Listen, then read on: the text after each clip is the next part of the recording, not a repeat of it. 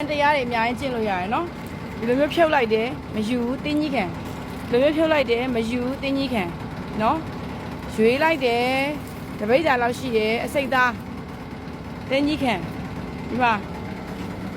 ဖြုတ်လိုက်တယ်မယူဘူးတင်းကြီးခံယူမယ်ပြောတယ်ဖြုတ်ပြီးသွားတယ်မယူဘူးတင်းကြီးခံယူမယ်ပြောတယ်မယူဖြုတ်ပြီးသွားတယ်တင်းကြီးခံလှန်ဖြုတ်ဆိုလို့ရှိရင်ဆွဲဖြုတ်တယ်အကုန်လုံးပြုတ်သွားတယ်မယူဘူးတင်းကြီးခံအဲ့တော့ကိုယ့်ဘာကိုကတ်ထားတဲ့စာနဲ့ကိုဒေါသလည်းမကြည့်ရဘူးငရဲဘုံကသွားမှကြောက်လို့ဆိုပြီးဒေါသလည်းမကြည့်ရဘူးတင်းကြီးခံနေရတယ်အဲ့တော့တရားကအများကြီးစမ်းလို့ရတယ်ဈေးဆိုင်လာဖွင့်လိုက်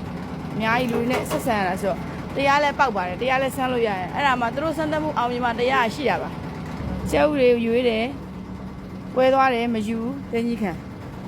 မတိကြအောင်ဆောင်တယ်ဘဲဥရွေးတယ်ကွဲသွားတယ်မယူတင်းကြီးခံဒီလောက်ကျမမျက်ရည်ကျလောက်ဥတဲ့ဥလဲသူတို့စိတ်ထဲမှာသေးတယ်ပဲပြောတာအားကြောင့်မလို့တခွန်းတော့ပြောလိုက်တယ်အမကြီးတို့ဝမ်းချုပ်တဲ့ခါကျရင်ဘယ်လိုခံစားရလဲလို့